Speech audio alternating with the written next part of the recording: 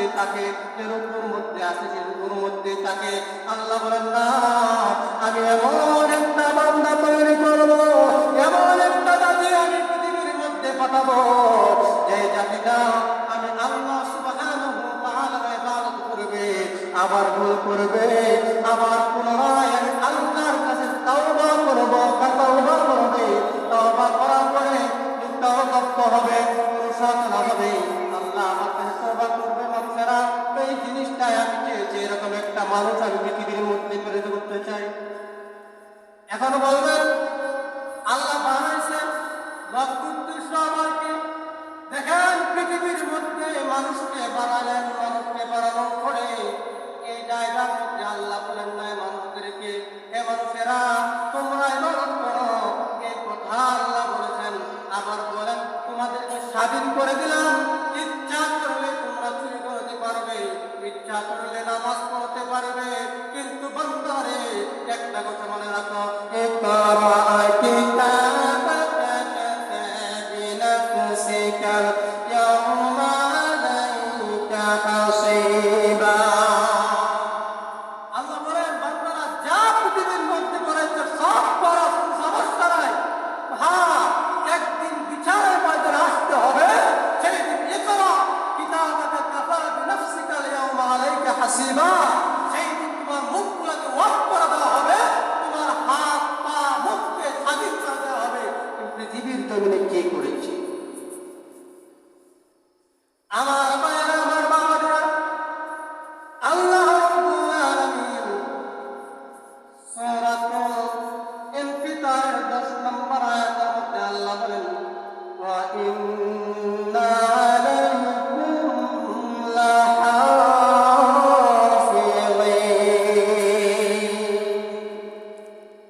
আল্লাহ সুবহানাহু ওয়া তাআলা বলেন প্রত্যেকটা মানুষের সাথে আমি দুটো সিসি ক্যামেরা ফিট করেছি।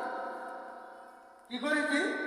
দুটো সিসি ক্যামেরা ফিট করেছি। জন্মের পর থেকে ইন্তেকাল হয়ে যাবে, সিসি ক্যামেরাটা অফ করে যাবে।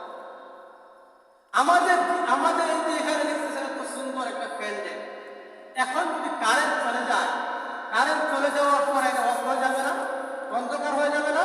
এই বাতির দাম থাকবে? দাম নাই। আবার কোনো একটা ব্যবস্থা করতে হবে, অথবা না হয় কি করতে হবে, অন্ধকারেই থাকতে হবে। আল্লাহ বলেন আমি তোমাদেরকে দুইটা ফেরেশতা নিযুক্ত করে দিয়েছি, দুইটা বডিগার্ড দিয়েছি, সিসি ক্যামেরা লাগিয়ে দিয়েছি। যতদিন তোমাদের আয়ু থাকবে, যতদিন তোমরা জীবিত থাকবে, ততদিন এই সিসি ক্যামেরা চলবে। ইন্তেকাল হওয়ার পরে সিসি ক্যামেরা কোনো দাম নাই। আল্লাহ রাব্বুল আলামিন বলেন, ওয়া ইন্না আলাইকুম লাহাফিযিন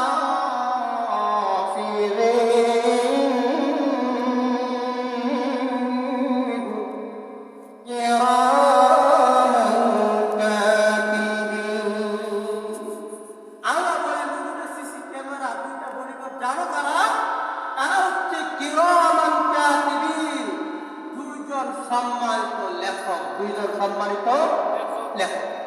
আমরা অনেকে বলে থাকি হুজুর এখানে বসা আছেন, জানি না দুর্ভাগ্যের কথা। আমরা অনেকে বলি কিরামান কাতিবিন, দুই ফেরেশতা। আমি আজ পর্যন্ত তোমার এই বিষয় নিয়ে যত গাড়াগাড়ি করছি, এখানে ফেরেশতা কথা আল্লাহ উল্লেখ করে নাই, হাদিসে পায় নাই এবং কোরআনেও পায় নাই। আল্লাহ বলছেন কিরামান কাতিবিন, আমি ডান এবং বাম কাঁধের মধ্যে দুইজন লেখক, সম্মানিত লেখক আমি তোমাদেরকে দিয়ে দিয়েছি।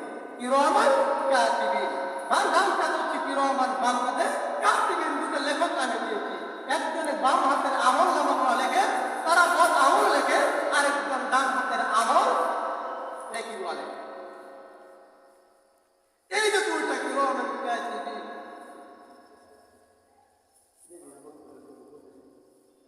এই যে কিরামান কাতিবিন, এখানে আমার তসনিয়া বলা হয়েছে, দুইটা শব্দ। কি বলা হয়েছে? দুইটা শব্দ, দুটো শব্দ একই। যেমন আমরা অনেক সময় ছেলে শব্দদের নাম রাখি, ছেলেদের নাম রাখি না? যেমন বাবার নাম ফরহাদ, মায়ের নাম ফারিহা।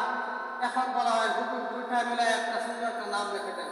এখন অনেক হুজুরা দেখছি নামের অর্থ দেখে বলা হয় নাম লিখে দেন ফারহান। ফারহান অর্থ কি? দুইটা আনন্দ, দুইটা খুশি। তসনিয়া আছে, তসনিয়ার আমল যদি করা হয়, দুইটা আমল, দুইটা খুশি করা হয়।